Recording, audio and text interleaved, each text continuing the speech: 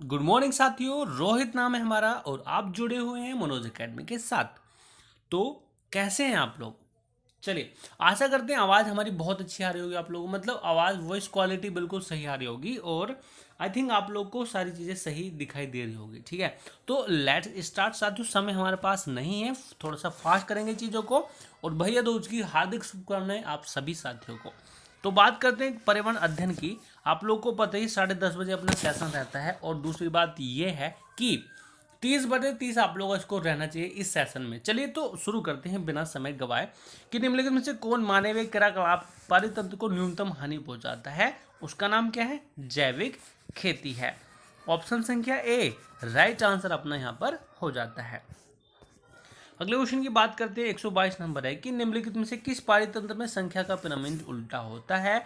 हमें पता होना चाहिए। इस बार जो है ना तालाब नहीं होगा, इस बार अपना बी ऑप्शन हो जाएगा कि एक वृक्ष का पारितंत्र। साथ ही साथ देखो यहाँ पर देखिएगा, ये वाला भी क्वेश्चन अपन ने बहुत बार पढ़ा हुआ है कि भारतीय लाख शोध संस्थान ये कहाँ पर स्थित है? तो रांची है साथियों। ये कहाँ पर साथियों? ये है रांची में। साथ ही साथ देखो यहां पर हमारा क्या बोला गया है। क्वेश्चन संख्या बात करेंगे, क्वेश्चन संख्या साथियों 124 नंबर की कि विश्व ओजोन दिवस। अपन ने शाम की क्लास में ही पढ़ा है इसको। तो विश्व ओजोन दिवस साथियों 16 सितंबर को यह मनाया जाता है। विश्व ओजोन दिवस। 125 नंबर देखो फटाफट से, बहुत फास्ट चीजों को लेकर चलेंगे क्योंकि समय अपने पास नहीं है। हमें तैयारी बहुत ज्यादा करनी होगी और समय हमारे पास बिल्कुल भी नहीं है। 28 तारीख को आप लोगों का पेपर है। पौधों में ऐसा अनुक्रम जो लवणीय स्थिति से शुरू होता है और उसे क्या कहते हैं? तो डियर उसको कहा जाता है हेलोसी। हेलोसीरी इसको नाम से जाना जाता है। इस नाम को जाना जाता है, हेलोसीरी के नाम से जाना जाता है। क्वेश्चन संख्या देखो 126 नंबर है कि घरेलू मक्खी के लावा को क्या कहते हैं? जो घरेलू मक्खी होती है, घरों में पाई जाती है मक्खी, उसके लावा को क्या कहा जाता है? मैगोट की संख्या दी जाती है साथियों, मैगोट की संख्या दी जाती है। 27 नंबर की बात करेंगे कि भारत के राष्ट्रपति के निर्वाचन मंडल में शामिल होते हैं। अच्छा, आप लोग मुझे ये बताओ कि आप लोग को एक ऑप्शन दिखाई दे रहा है क्या? अब आप लोग बोलेंगे सर डी ऑप्शन तो हमें दिखाई दे रहा होगा, दिखाई दे ही रहा है ना? तो बिल्कुल सही साथियों, ऑप्शन संख्या डी अपना यहाँ पर सही आंसर अच्छे से हो जाएगा। क्या? उपयुक्त सभी। फाइनली उपयुक्त सभी अपने यहाँ पर राइट आंसर अच्छे से हो जाता है। आगे अपन बढ़ते देखो। अगला क्वेश्चन यहाँ पर हमारा 128 नंबर है कि केंद्रीय मंत्रिमंडल की अनुशंसा पर कौन लोकसभा को भंग कर सकता है? भाई कौन है जो लोकसभा को भंग कर सकता है? तो वो महोदय है, सिर्फ वो सिर्फ कौन महोदय हैं? राष्ट्रपति महोदय ही हैं, है ना। अगले क्वेश्चन की बात करते हैं। 129 नंबर है वैज्ञानिक एवं औद्योगिक अनुसंधान परिषद का अध्यक्ष कौन होता है? तो हमें पता होना चाहिए कि भाई इस बार देखो डी तो होने का नहीं है, उपरोक्त सभी का कोई लेना देना नहीं है क्योंकि अनुसंधान संस्थान की बात यहां पर की जा रही है। तो आंसर हमारा हो जाएगा ऑप्शन संख्या क्या?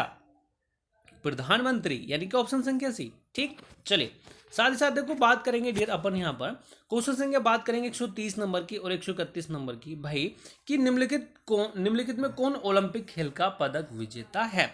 ओलंपिक खेल का पदक विजेता की बात करेंगे तो देखो ये जो ना सभी के सभी ओलंपिक पदक विजेता हैं ही। और इस बार ओलंपिक पद में भारत ने कितने पदक जीते हैं आप लोगों को कमेंट सेक्शन में बताना होगा। भारत रत्न की शुरुआत कब की गई थी आप लोगों से पूछा गया था। तो 1954 आप लोग को दिखाई दे रहा होगा बहुत अच्छे ढंग से। 1954 ऑप्शन संख्या सी राइट आंसर अपना यहाँ पर हो जाता है। साथ ही साथ देखो बात करते हैं 132 नंबर की। अब आप लोग बोल रहे होंगे सर फास्ट चल रहे हैं क्या? हाँ तो देखो फास्ट हमें चलना पड़ेगा, बिल्कुल चलना पड़ेगा, इसमें कोई भी संशय वाली बात नहीं है। निम्नलिखित में से कौन एक ऊर्जा का नवीनकरणीय स्रोत है? डियर ऊर्जा का नवीनकरणीय स्रोत देखो सौर ऊर्जा होगा, ज्वारीय ऊर्जा, पवन ऊर्जा। तो यहां पर अपना इस बार भी सही आंसर हो जाएगा ऑप्शन संख्या ओनली डी, है ना। ओनली डी राइट आंसर अपना हो जाएगा। भारत में स्थापित प्रथम राष्ट्रीय उद्यान की अपन बात करेंगे तो नाम इसका है जिम कॉर्बेट राष्ट्रीय उद्यान। जिम कॉर्बेट राष्ट्रीय उद्यान यहाँ पर हमारा राइट आंसर अच्छे से हो ही जाता है, ठीक है ना। बिल्कुल क्लियर होगी, बहुत बात क्लियर होगी।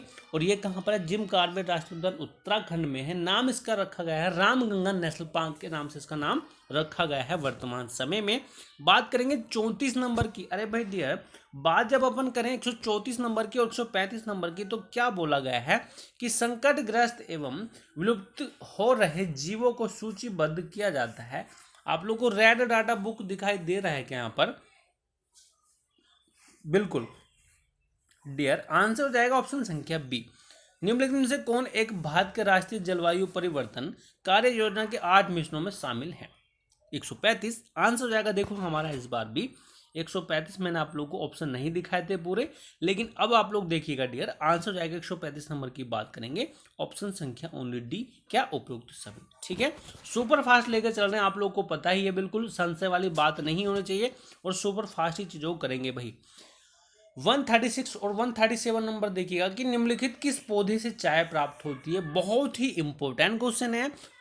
तो भाई कामेलिया, कामेलिया, कामेलिया, मैंने आप लोग को इसके बारे में ट्रिक बताई थी, लेकिन फिर से मैं आप लोग को बताना चाहूंगा। देखो कि भाई चाय की बात की जा रही है, तो एक, हाँ, आप लोगों ने एक सर्वेंट रखा हुआ घर में, तो आप लोगों की चाय की आवश्यकता होगी, तो आप लोग बोलेंगे सर काम, हाँ, तो जो कमलेश है, आप लोग बोलेंगे सर कमलेश, कमलेश, कमलिया, कमलेश चाय लिया भाई, कमलेश चाय लिया। तो इस प्रकार से आप लोग ध्यान रख सकते हैं। कामेलिया चाय लिया भाई, चाय लिया, इधर ले चाय लिया। ठीक है, इस प्रकार से आप लोग ध्यान रख सकते हैं। और बुक्सा परियोजना किस राज्य से संबंधित है? तो देखो 37 नंबर की बात करेंगे, पश्चिम बंगाल से। साथियों ये कहाँ से है? वेस्ट बंगाल से है। चलो बात करते हैं 138 नंबर की डियर। देखो यहाँ पर हमारा है 138 नंबर की बात करेंगे डियर कि निम्नलिखित में से कौन सा कथन असत्य है? मुझे लगता है आप लोग इसको पढ़ सकते हैं बहुत अच्छे ढंग से, एंड देन आंसर आप लोग कर सकते हैं। 138 नंबर देखो डियर, आंसर हो जाएगा कि उत्तर प्रदेश का सर्वाधिक वनावरण प्रतिशत वाला संत रविदास नगर है। यह साथियों बिल्कुल भी गलत नहीं है, ये बिल्कुल सही है। और 39 नंबर देखो, भारत का दूरस्थ दक्षिणी बिंदु इंदिरा पॉइंट कहाँ स्थित है? अच्छा, आप लोगों से घुमा दिया गया, आप लोगों से क्वेश्चन पूछा गया है, इंदिरा पॉइंट ही सबसे दक्षिणी बिंदु है, लेकिन ये है कहाँ पर? ये है कहाँ पर? तो 139 नंबर में देखो, ग्रेट निकोबार में। साथियों ये ग्रेट निकोबार में है ये। साथ ही साथ देखो बात करेंगे क्वेश्चन संख्या 140 नंबर की प्यारे साथियों की, क्षेत्रफल के क्रम में भारत के 3 बड़े राज्य कौन से हैं?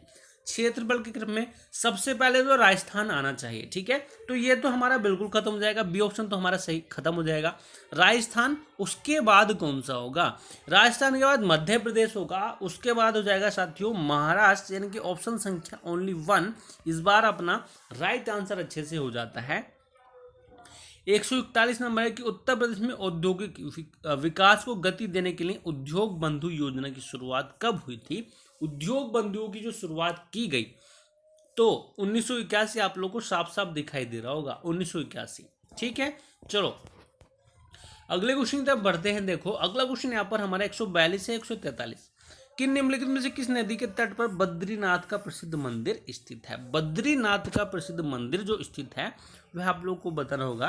और नेक्स्ट समय जो लाइव क्लासेस अपनी रहेंगी स्मार्ट बोर्ड पर, वहां पर आप लोग को मंदिर भी अच्छे ढंग से करा दिए जाएंगे, कौन सा प्रसिद्ध मंदिर कहाँ पर है। ठीक है, 142 नंबर की अपन बात करते हैं डियर, आंसर हो जाएगा अलकनंदा। अलकनंदा यहाँ पर हमारा सही आंसर हो जाता है।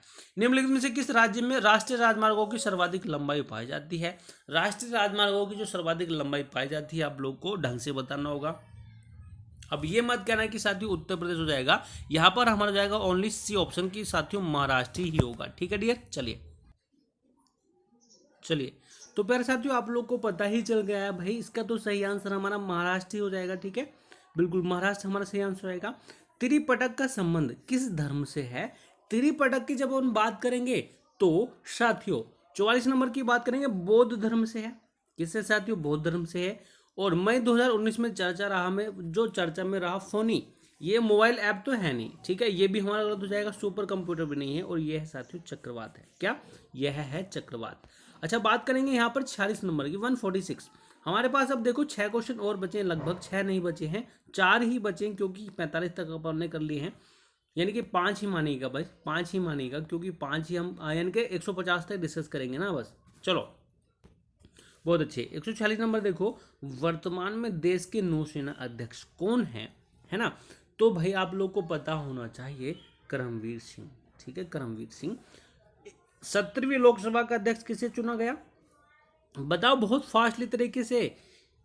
भाई ओम बिरला है। कौन है साथियों, ओम बिरला। अगला क्वेश्चन यहाँ पर हमारा कि एक विद्यार्थी ने 2 बॉक्स बनाए, पहले में सूरज, पानी और वायु के नाम की स्लिप डाली, जबकि दूसरे में कोयला, पेट्रोल व प्राकृतिक गैसों के नाम की स्लिप डाली। तो पहले बॉक्स का आप लोग क्या नाम रखेंगे, या फिर पहले बॉक्स का नाम क्या होगा। तो प्राकृतिक संसाधन होगा कि नहीं होगा, बिल्कुल होगा, क्योंकि सूरज आ रहा है उसमें, क्या आ रहा है, सूरज, पानी और वायु, ठीक है। अगले क्वेश्चन की बात करते हैं 49 नंबर और 50। साथियों आज के सेशन के रहेंगे अपने ये लास्ट क्वेश्चन। अब आप लोग बोलेंगे सर फास्ट तो बहुत कर दिया आपने। देखो मैं कहना चाहूँगा फास्ट की हमें आवश्यकता है ही, तारीख हो चुकी है 6, समय हमारे पास नहीं है। लगभग हमारे पास जो समय बची ना, लगभग 20 दिन का आप लोग समय मान के चलिएगा, क्योंकि आप लोग जो है ना 28 तारीख में तो पेपर है ही, और जब एडमिट कार्ड जाते हैं तो पढ़ाई हमारी नहीं होती है, फास्टली रिविजन ही अपन करते हैं, ठीक है। डैश को विज्ञान शिक्षण के को अधिक प्रभावी बनाने में कुंजी का माना जाता है, बनाने की कुंजी माना जाता है। 49 नंबर की बात करेंगे, प्रयोग यहाँ पर अपना सही आंसर हो जाएगा। निम्न में से कौन सी परिघटना कक्षा में प्रदर्शित नहीं की जा सकती। आज के सेशन का डियर रहेगा लास्ट क्वेश्चन अपना, तो भाई कोहरा निर्माण, बिल्कुल सही है कि नहीं। देखो परिघटना यहाँ पर कक्षा में प्रदर्शित नहीं की जा सकती, बर्फ का निर्माण भी कर सकते हैं, वाष्प बिंदु निर्माण, बर्फ से तरल निर्माण, लेकिन कोहरा निर्माण नहीं कर सकते, इसका कोई लेना देना नहीं है। तो प्यारे साथियों ऑप्शन संख्या सी अपना यहाँ पर सही आंसर अच्छे से हो जाता है, ठीक। चलिए तो भाई फाइनली अपना यहाँ पर सेशन हो गया है एंड। आप लोग को बताना होगा भी साथियों, प्यारे साथियों कि स्कोर कितना रहा आप लोग का, 30 में से स्कोर कितना रहा, क्लास कैसी लगी बताएंगे फटाफट से। चैनल को सब्सक्राइब करना मत भूलिएगा। अब जो ना नेक्स्ट समय जो अपनी क्लास चलेगी वो चलेगी स्मार्ट बोर्ड पर ही, आप लोग जानते ही हैं ढंग से, है ना। 10:30 बजे अपना सेशन रहता ही है, तो सेशन को लाइक कर दीजिएगा, चैनल को सब्सक्राइब करना होगा, स्कोर भी बताना होगा कि आप लोगों का स्कोर कितना रहा कमेंट बॉक्स में ईमानदारी के साथ। चलिए तो थैंक यू सो मच।